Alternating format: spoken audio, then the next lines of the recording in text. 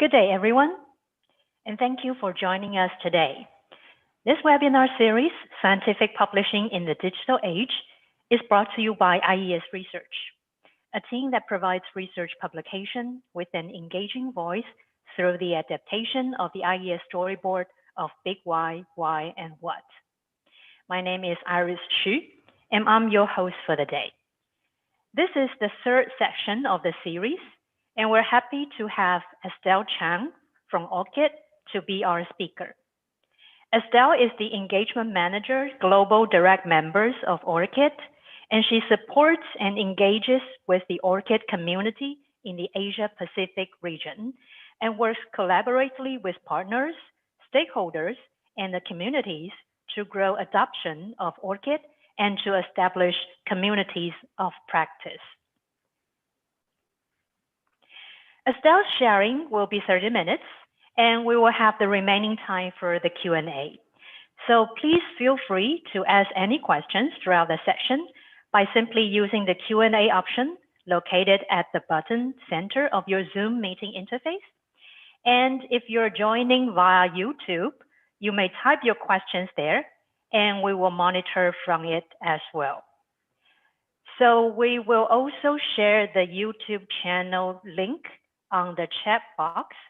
So if anyone would like to join from there, you will have the link from the chat box. So before we actually start the section, let us know more about you. We know that this session is focusing on the academic publishers or small-scale academic publishers.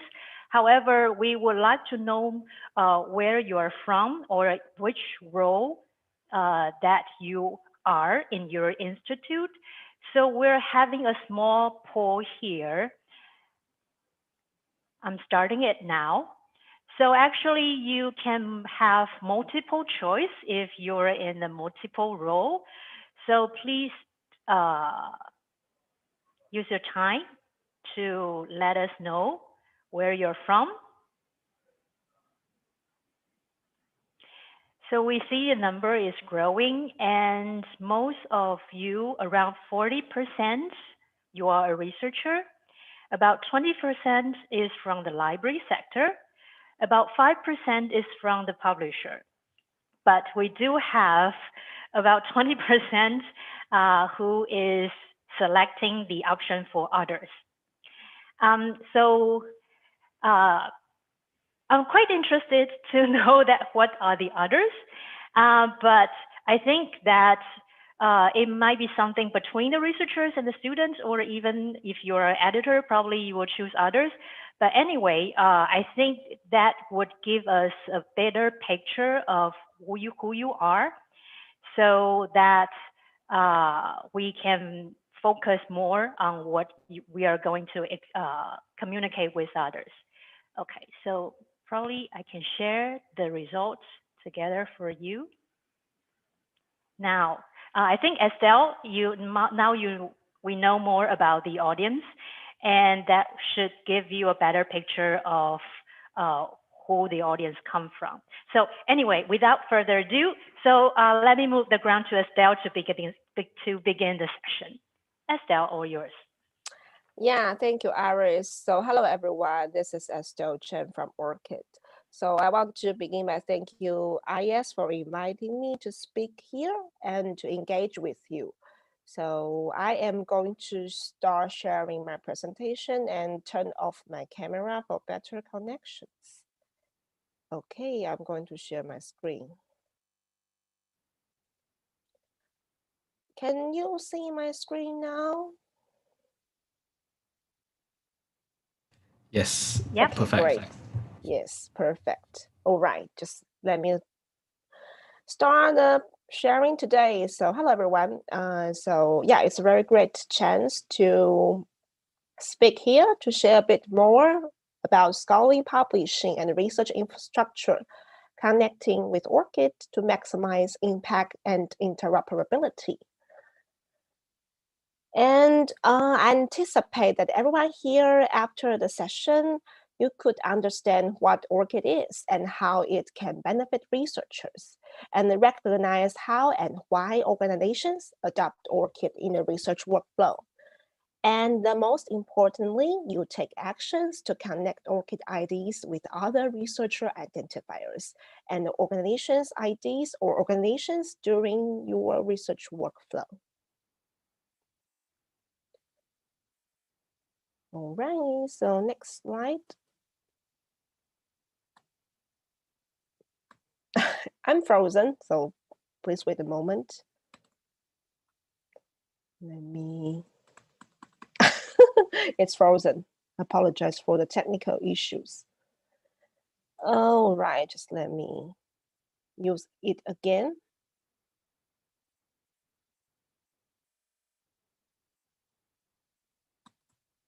Okay, here you go. Yeah, so I just want to briefly start by ORCID's vision. So ORCID's vision is a world where all who participate in research, scholarship, and innovation are uniquely identified and connected to their contributions and affiliations across time, disciplines, and borders. And this is the ORCID team. So now we have 36 people across 60 countries speaking 50 languages, and this is the ORCID engagement team. And a closer look at my team. So in addition to myself, I have another 2 colleagues, Brian Minihan, who is based in Hong Kong, and another is Anna Cardoso, who is based in Mexico. And we are responsible for engaging the global direct ORCID members and of course partners. So ORCID is a community-driven organization. So we've heard the research community wants researchers are accurately credited for their contributions, and the researchers can easily share information about their contributions or affiliations. And organizations, no matter you are publisher or you are research institutes or you are funding organizations, anyway, for those organizations, they can easily acquire and share research information, and they want to be accurately cited as well. And the research community really wants accurate search and discovery tools available. So to make this vision come true, open research infrastructure is needed for researchers to share information on global scale, and also for organizations in the research ecosystem to share and retrieve information on global scale. But how? So here comes to the value of identifiers. So persistent identifiers for people like ORCID, for places like ROR, for things like DOI, are fundamental in anchoring and reference information in a trusted and interoperable way, because PIDs, persistent identifiers that disambiguate information and support linking. So in the next few slides, I'm going to share a bit more about the notion of open research infrastructure and how persistent identifiers support a trustworthy research infrastructure. So in the next few slides, I'm going to use analogy to describe what open infrastructure like. So we can think of open infrastructure as if we are going to the grocery store, and here are researchers standing in line, each with their basket of information to share. And, okay, once again, it's frozen. Apologize. So,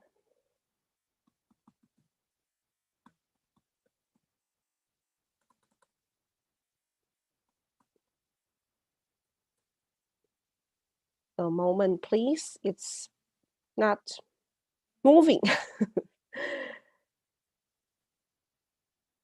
Okay. Let me stop sharing. Just try to see if it is possible.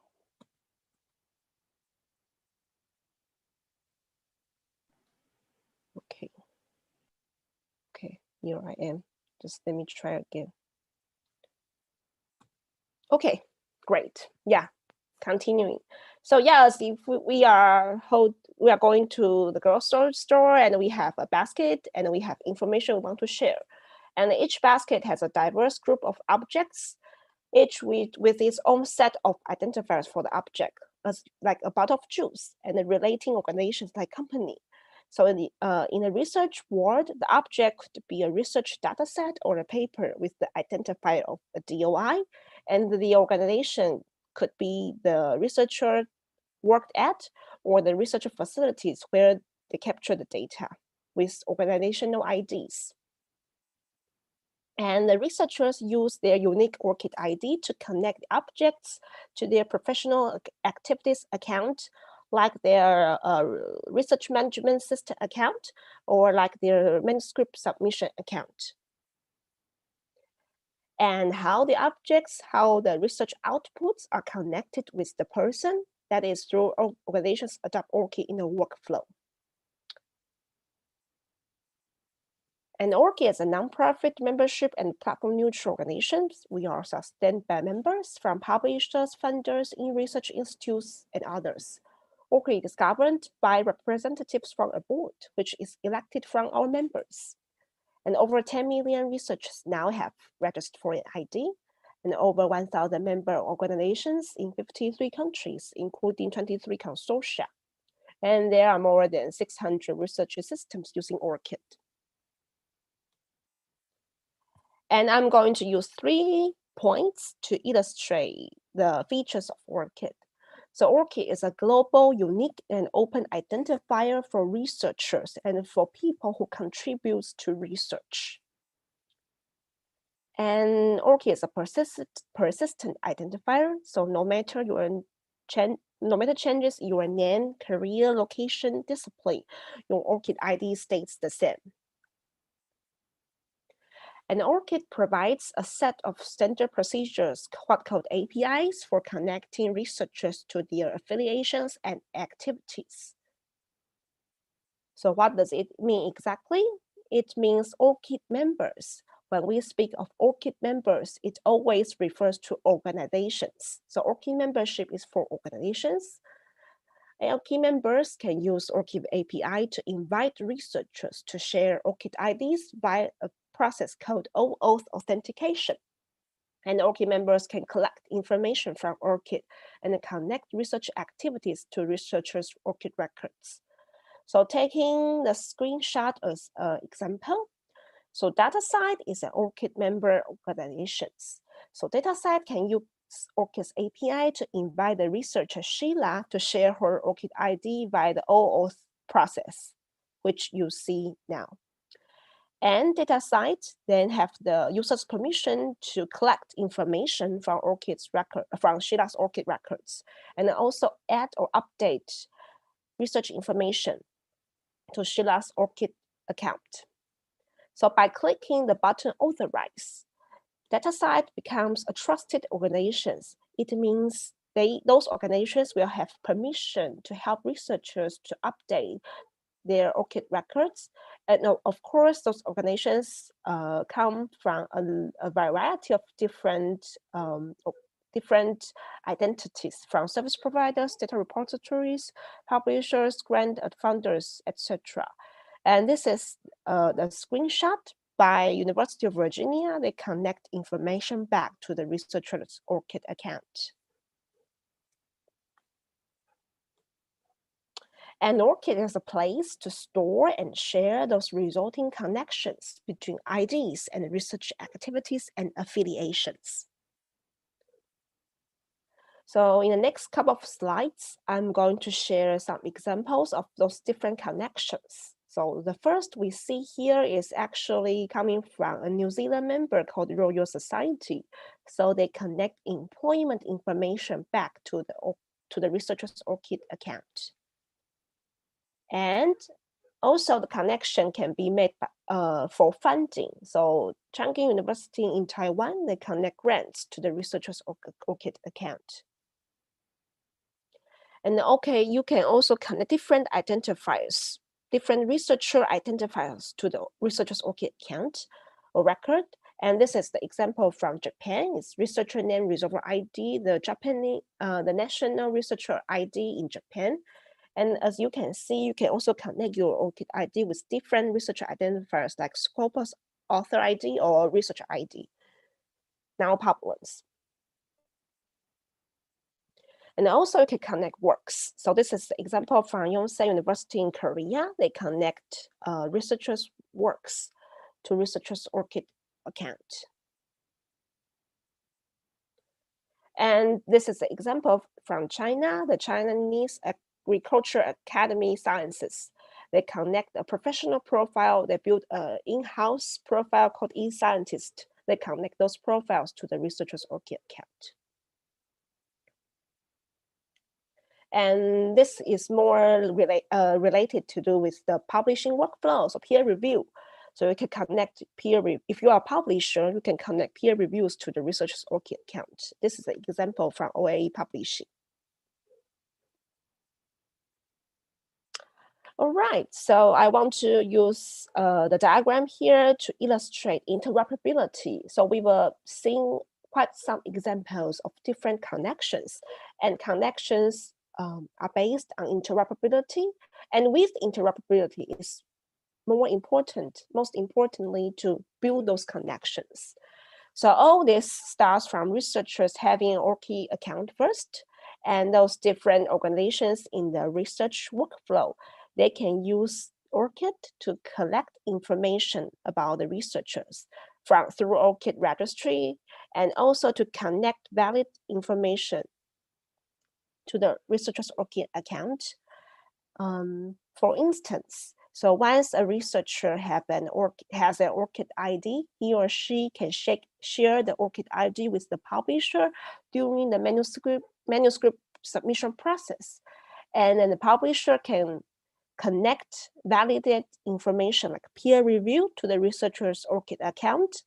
Meanwhile, the publisher can also collect important information like employment information pushed by research institutes to the ORCID records. And publisher can further collect such information back to the publishing system for further use. And from the research institute's perspective, they can also collect publication information pushed by the publisher, the source, to their system for further use. And all the information can circulate around without difficulty, even though those organizations may adopt different system platform for their own use. But with the support of ORCID over such mechanism, interoperability is there. And as I shared, connection maximize impact in interoperability. So through linkages with other systems, ORCID improves discoverability and reduces repetitive data entry. So in the research ecosystem or in the research workflow, there are several different kinds of elements like author, institution, publication. And in different workflow, especially in evaluation workflow, we want to discover more about how those relationships are connected with each other. So in the later part of my presentation, I'm going to use two use cases to illustrate the practical usage or adoption of ORCID.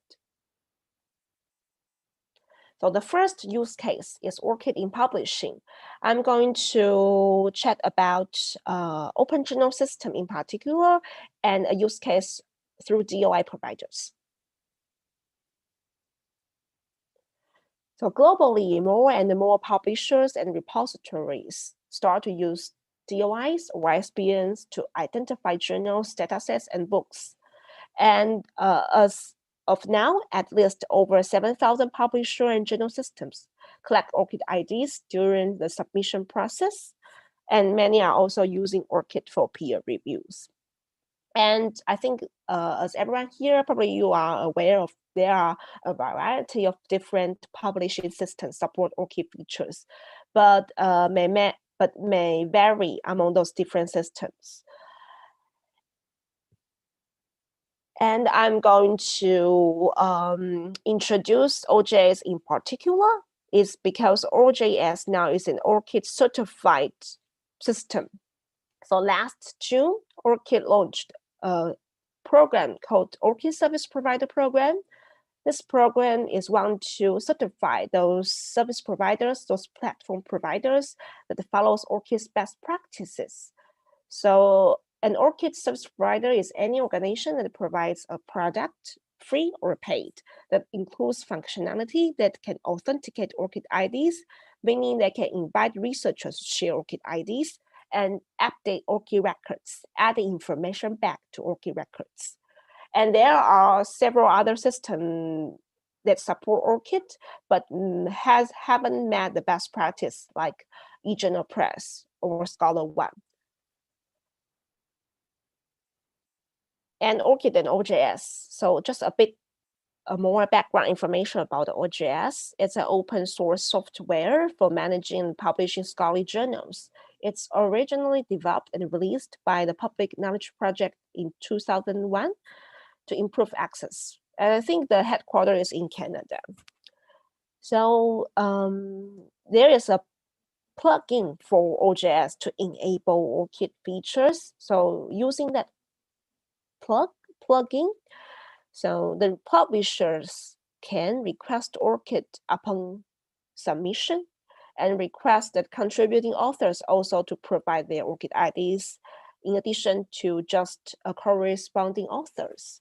And with that plugin, the publisher can update all authors' ORCID records with information they want to share.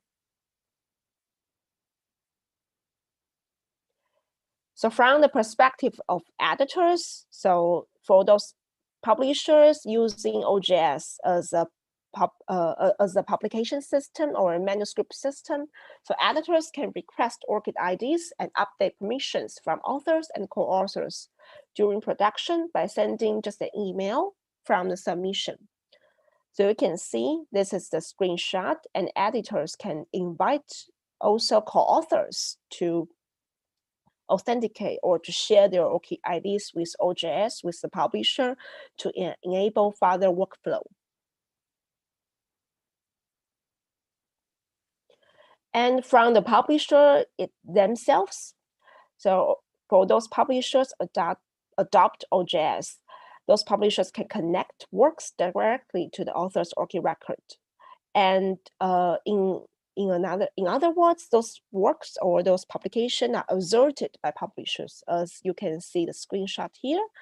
So you can directly push publication information to ORCID's records, and the source name will be Open Journal System, the publisher.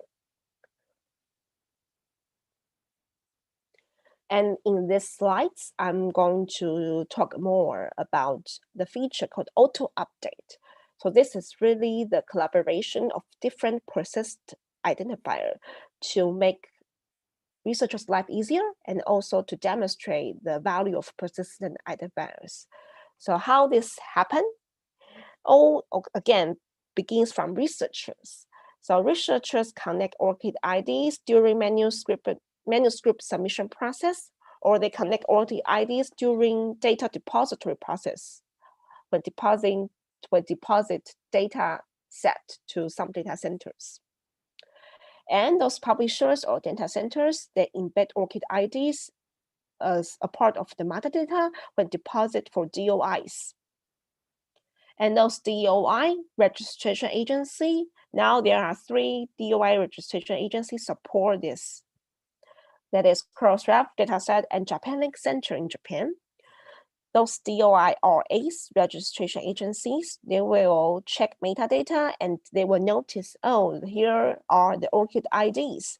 So when assigning DOIs to those works that they received from publishers or those data sets received from data centers, they can push those publication or data set information to the researchers' ORCID records.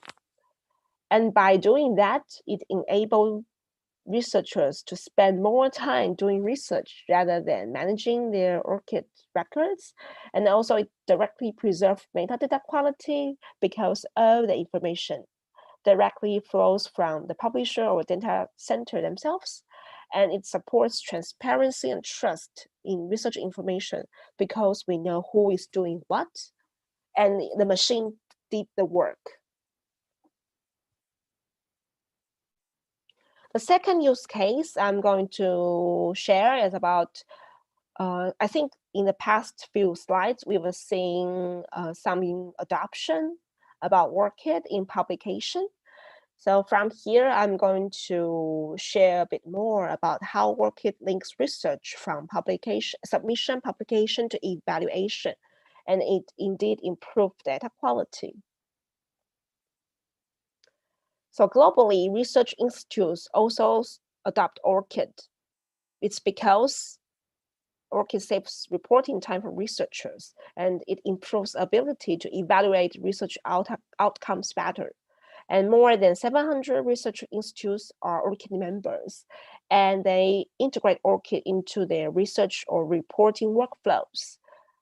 So they also adopt some organizational IDs to expose use and curation of their research collections or research outputs. And in many countries, those efforts are being coordinated on a national scale through ORCID consortia. So evaluation is indeed a very delicate and complicated process. So however, there are certain important principles or practices when it comes to the real process or when it comes to how to conduct evaluation. So there are 4 dimensions are listed here, like what is the scholarly record of this researcher, or what research results were published and ongoing with the funding, and what are the research outputs of organizations last year, and how to ensure the data is valid for metrics. Especially, I think from universities' perspective, evaluation, especially about researcher and research outputs, are quite a crucial component in today's world. So yeah, so here is a diagram I prepared for illustrate the information flow in terms of a bit like evaluation. So again, all start from researchers, and this is the researcher's ORCID ID and ORCID record. And you can see there's the employment information, and ideally the employee information shall be added by the university system directly, as we saw in the past few slides. There are quite examples that the research institutes can help researchers by directly adding information to their ORCID accounts, and this is the employment information. And those employment information can be further flowed to the publisher submission system. And with the publication available, or the information of official publication available, those will flow to quite some indexes, databases like Scopus or PubMed. And of course, those metrics or those indexes, the data there are a crucial part, or at least some parts of the what we call data rankings nowadays. And also want to point out that those indexes databases, now they also work with ORCID, and they will use ORCID's data or those data in the ORCID records as a part to supplement their index databases. And this is basically the workflow from submission to publication and to evaluation. So by pointing this out, I just want to also to illustrate that ORCID ID should be really a part of your research workflow. And it's not something just want to fulfill certain regulations. I know nowadays more and more publishers are requiring ORCID IDs, but I think the underlying principle should be it support your research life. And this is another example from ORCID member University of Cambridge. So they use ORCID, they adopt ORCID into their 2 systems. The one is called symplectic elements. So this is a research management system. So they adopt symplectic elements to integrate with ORCID. So they collect ORCID IDs and link those IDs to researchers in symplectic elements. And they have a second system called Apollo, which is a repository system based on DSpace. And those ORCID IDs collected from symplectic elements will flow to Apollo. And the Apollo is a tool to a repository tool to try to capture different resources and different data. And then those data will be sent to Datasite for DOIs following the workflow we just shared. So from Apollo, the registration of those data set with Datasite DOIs will take place there. And based on the feature we just shared, auto update. So Datasite will automatically, based on ORCID ID and DOI, to update those information back to the researcher's ORCID records. So this is the vivid example about how to adopt ORCID in the research workflow, and especially from a research institute's perspective. So here is a diagram. I want to illustrate or stress again that interoperability is there, but I will say it's even more important to leverage the interoperability about connecting them. Connections maximize impact and interoperability from outputs, publications, and the data, and from people, individuals, or different researchers to funding. And to recap, so if you are a researcher today, or if you are even a PhD student today in this webinar, so how can you start? So the foremost is to register for an ORCID ID, and after registering for an ORCID ID, you need to use that. You can use ORCID during your manuscript submission process, and you can connect your ORCID IDs with other researcher identifiers, like your Scopus ID or your researcher ID. And you should also add information to ORCID records to make it just more than an ID, but an ID with information. And from institutions' perspective, I want to highlight some of the values that we receive from the community.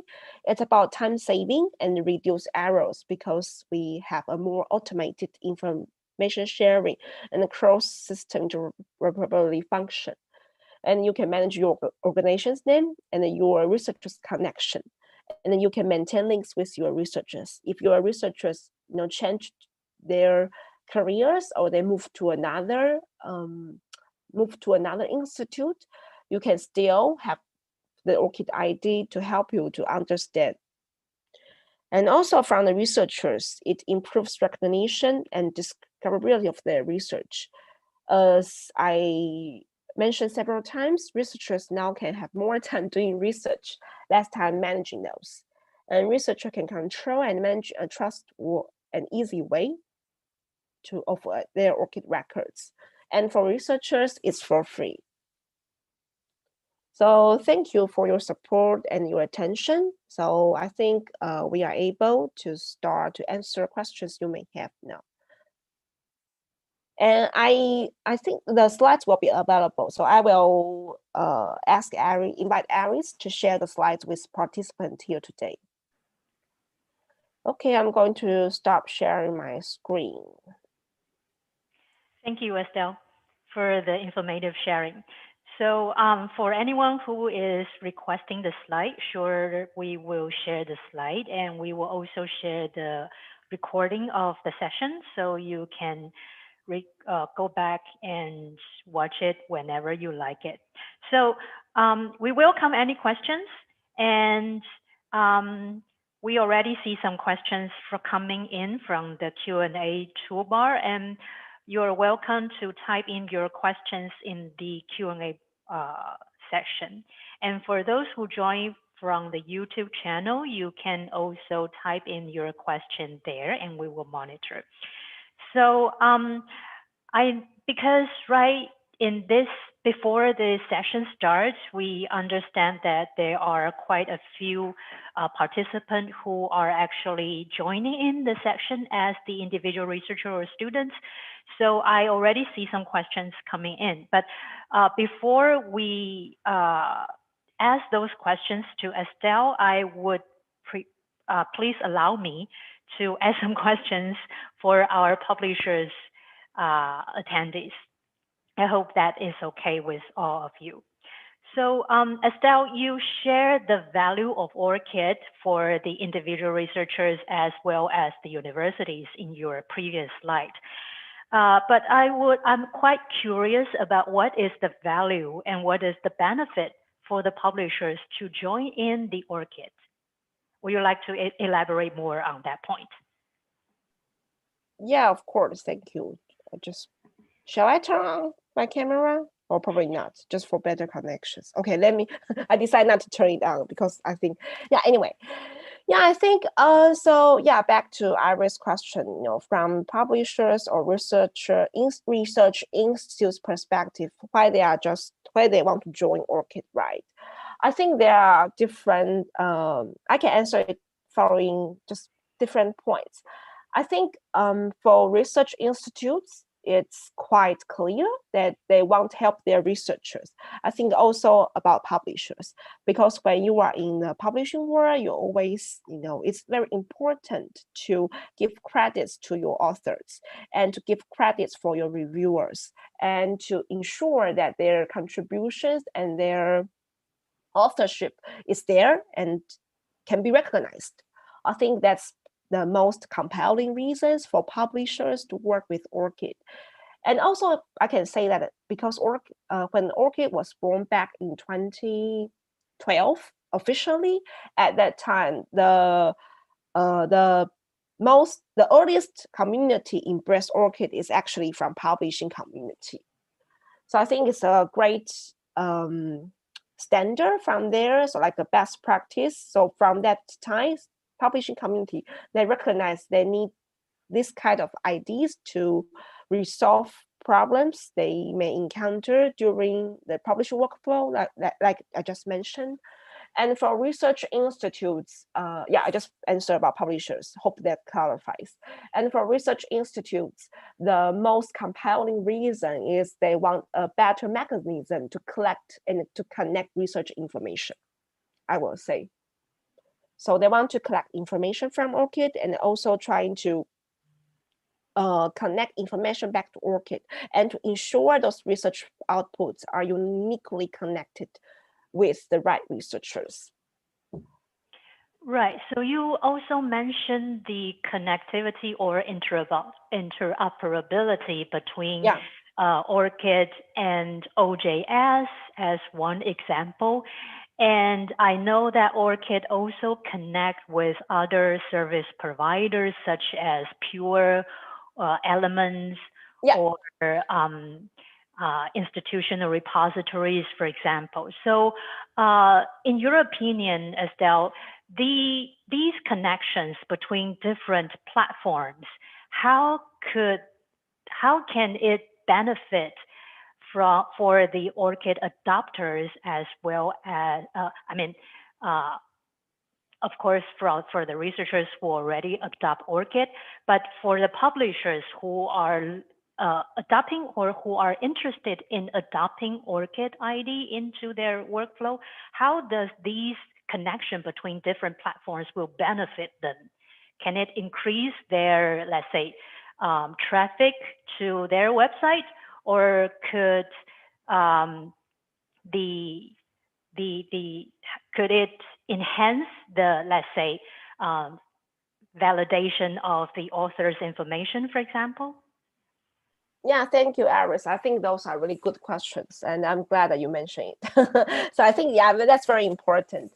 I think those, the connectivity among those different platforms, like ORCID connects with service providers, and ORCID connects with publishers, and even like ORCID connects with funders.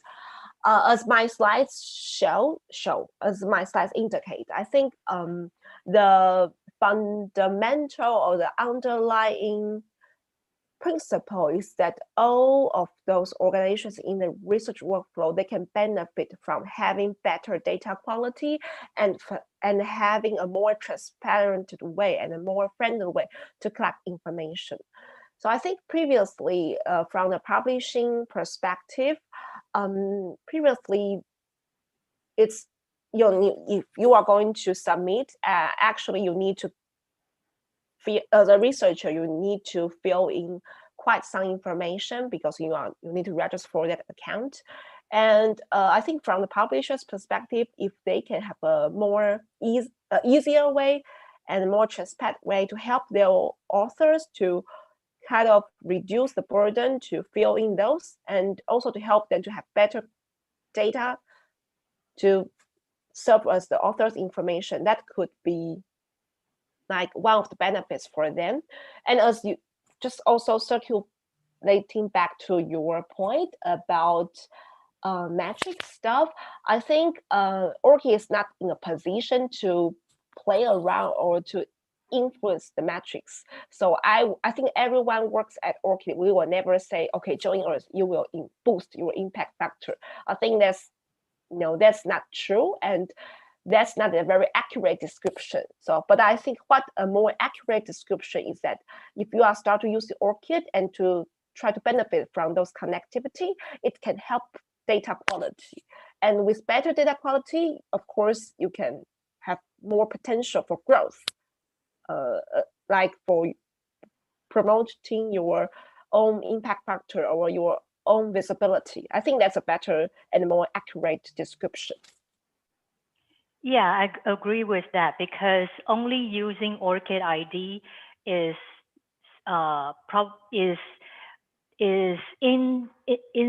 I would say incomplete if for these connectivity between different platforms, because the ORCID ID is more towards the author information, while from the publisher's point of view, it doesn't, it will be better positioned if ORCID can combine or can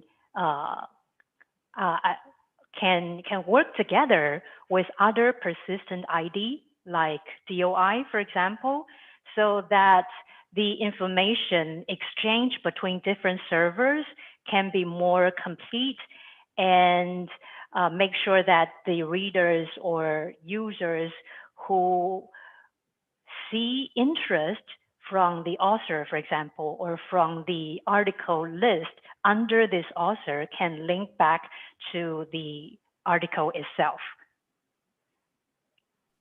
I hope my understanding is correct. Yeah, I think it's all about connecting, right? Making the right connections and how to, you uniquely identified and improves data quality, as just you exemplify that parts. So yeah, great, thanks. Right. Actually, one of our audience is asking about Datasite. So Datasite is basically, it is independent from the DOI service of Crossref. Is that a correct understanding? Yes, so there are actually, as far as I know, now there are 10 DOI registration agencies around the world. And DOI, so previously I actually worked at the DOI community. So yeah, so Datasite is so both Datasite and Crossref, they are separate DOI RAs focusing on different missions and scope. That's it. And ORCID works very closely with these two, plus some regional registration agency, like there is one in Japan, and there is one in Taiwan, and there is one in Korea. Right. So the data set is basically the DOI. I would say part of it will be the DOI registration service for data. Yeah, that's I think that's their main mission. One of their main missions. Yeah. About the Crossref is more about publications. So and Datasite is really for us their organization's name is about Datasite. So right. About research data, I would say. Yeah.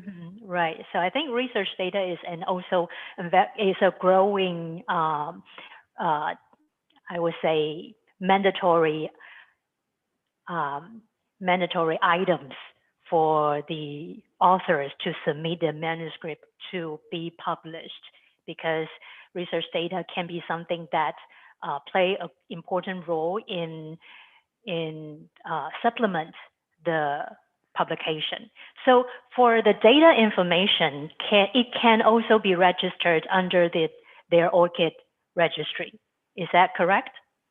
Yeah, so speaking of that, so now at ORCID, we support, I think, 36 different work types. So when you, if you are having ORCID ID now, you can just go to your ORCID account and you can see there's a part called works, and you can actually now I think from publication like journal articles, conference proceedings, or book chapters to data set, or even to patents, or like some more abstract outputs like performance, is also those research contributions or outputs are also all supported from ORCID side. So you can connect your professional contributions in those categories to ORCID. Of course, there is also a work type called other. Right. So one question in our Q&A chat is that, is it possible, or is it allowed to upload the researcher's article which has co-authors? Let's say I am the one of the author. Can I add the information into my ORCID account if there are co-authors? I think co-authors is a bit tricky. So I think my understanding is now that I need to check a little bit, to be honest, because this is also something we've been discussed, and especially our product team is deeply involved to improve the workflow of adding co-authors. So I need to check actually a little bit about our current updates. So apologies if I cannot really give the most accurate answer now, but I think you can visit our support article first to check, because it's an ongoing discussion. So I know I don't want to provide inaccurate information now. So yeah, but I think so, but probably just some restrictions. And yeah, but it's something we are improving because we will learn a lot of community feedback. We need to improve that workflow. So thanks. Right, because to my understanding that ORCID doesn't actually, ORCID run on a, how to say, on faith. That means that if the author, the ORCID believes whatever the author uploads onto the ORCID without much, I would say, authentication. Is that still the right understanding? Or ORCID will do the evaluation after the author upload the information? Sorry. Oh, okay. I think, okay, I got, if I understand your description correctly, I think at ORCID, we don't verify the information submit or filled by our researchers, if that's what you are asking, because we are unable and we are not in a position to check if the information is valid or not. So that's why we work with our community. We work with organizations that can directly connect information to ORCID records to improve the data quality, right? And I also want to point out that, but in ORCID, we do have a spam kind of mechanism using some technology, trying to discover spammers. Let me put it this way. But I think that's a problem that we'll encounter by every organizations, every internet organizations will encounter such problems, and we are doing our best to prevent such. But yeah, we don't validate the information that researchers share, if that's your question. I see. Yeah, because and I think we are unable to do that, right? So I don't think it's possible for any other tech companies, let me put it this way, to really validate those. So a better way, as I just circulated, I think the better way is also trying to rely on organizations, our community, to directly push or connecting information. Yeah. So right. So that is when the interoperability come into the Yeah. picture, because the author or the let's say publisher and the research organization has the validated information of the publication list of that specific author. So where the data is exchanging between different platforms, these data, it can be I would say, because they're from an authorized source, so the ORCID can be trusted in that way. Yeah, I think that's it. That's why we are always highlighting the importance of working with the community, and we highlight the importance of connecting information back to ORCID from organizations, from our members. Yeah, hope this clarifies a little bit. And right, and we also have other questions, which is like, how can I link my ORCID ID with Google Scholar ID, for example? that's a question I really want to shout out as well. Yeah, I think as you may know that ORCID already has been working with a lot of platforms, and of course there are still others that we are exploring. I think one of them are Google Scholar. So yeah, actually I think, as ORCID is community driven, so I hope that some days that more community voices relate to us, we can have a better position to start conversation with Google Scholar. But no, not now. You cannot really link your ORCID ID with Google Scholar in a way, in a sense like you can link with Google with Scopus ID, not in that way. Yeah. Oh, and another question is, I think many of our audience would have the same question, is how to link ORCID with, let's say, researcher's ID or, Scopus. Yes, exactly. And that's quite straightforward. I think you can visit ORCID's support website, or you can visit either, Scopus website or Pablo's Now's website. Those two are ORCID members, and we work very closely. So it's just following the process, so you can link those IDs together.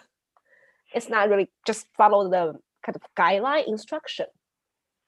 Right. I think it is a very straightforward process. Simply register an ORCID ID, and in the ORCID ID managing page, you can just type in your researcher's ID or Scopus ID, and then boom, it is connected, right? Not really like not really that way. So okay, if you want to more specific, I think as far as I remember, I think for Scopus, if you want to connect your Scopus ID with ORCID, you can start from Scopus side. So you can sign to your Scopus profile and start the process over there, or you can start the process from ORCID. So you log into your ORCID account, you go to the work section. There's a tool called Search Engine Wizard, and if you go to there, you can see a option code.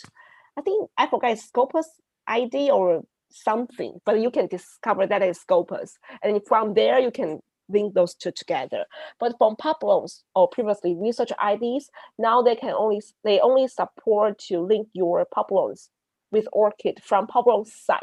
So you need to sign into your Pablo's profile and link your ORCID ID with Pablo's from there. Okay, so it's more complicated than I imagined. I won't say complicated, but it's just there are a few steps, let me put it this way. Just like step 1, 2, 3. It's not like a magic, you just click one and just automatically linked. You need to go through a little bit steps, but I won't say complicated. No. I see. No, I don't want to scare people away. No, not complicated. Definitely not. Okay, so I think we also have another question. Sure. Which is very interesting. So the audience is asking, as a non-MPG, non-for-profit organization, I believe, how Orchid Fund is operation? I think it's actually a very great question. So yeah, I think it's, yeah, we need to definitely, it's, yeah, as I said, ORCID is a community-driven organization. So when ORCID was founded like 8 years ago, at that time we got a funding, I think, from several institutes. But nowadays, you know, with time passing, nowadays, I think even since last year, ORCID is completely self-sustained by our members. So we are sustained by our members' membership fees. As I share in my slides, ORCID is a member-based organization. So our fee or our operation energy comes from our membership fees.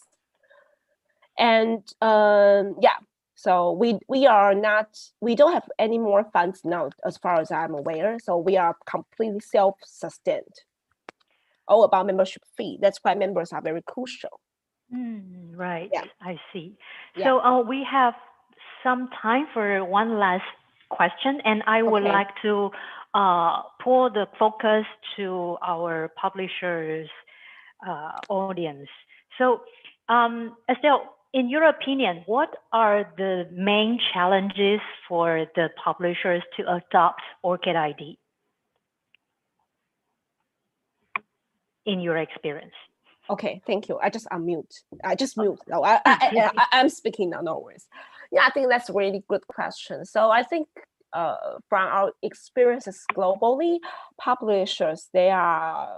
most publishers are quite eager to work with ORCID.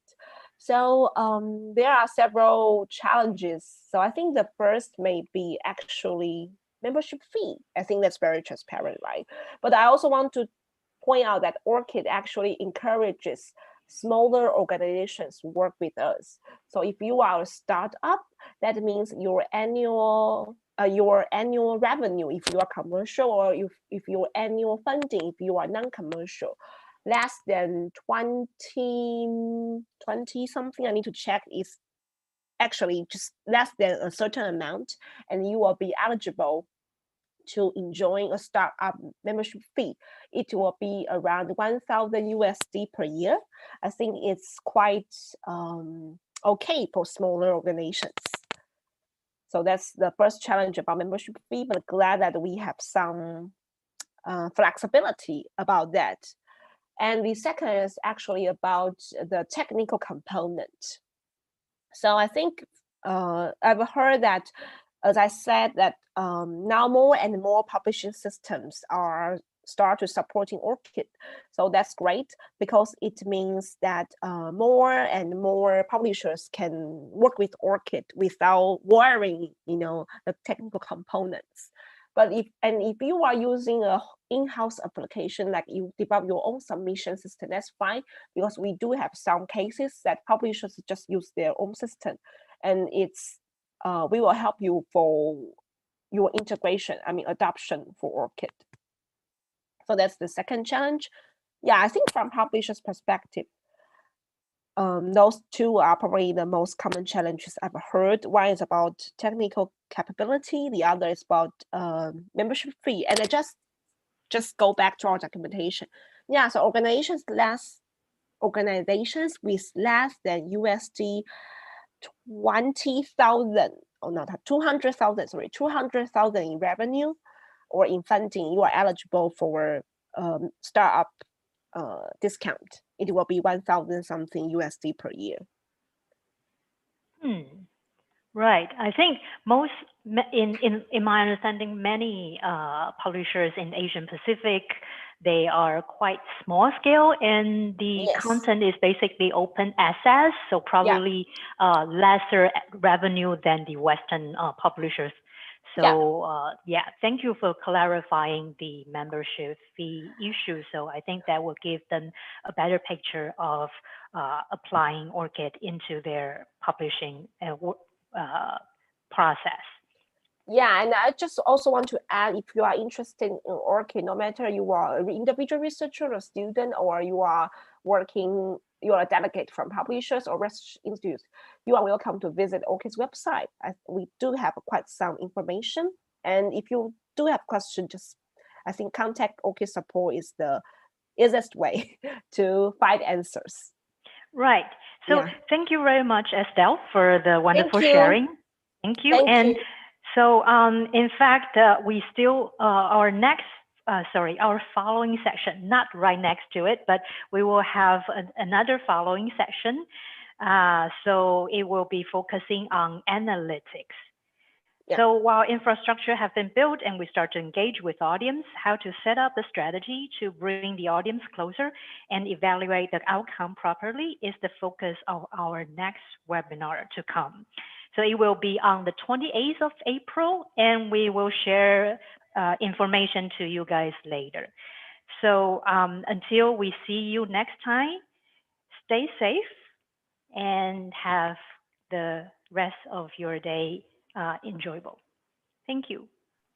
Thank you all. Thank you, Ice. Thank you, Iris. Thank you. Thank you. Thank you. Goodbye. Bye. Goodbye, everyone. Have a nice day.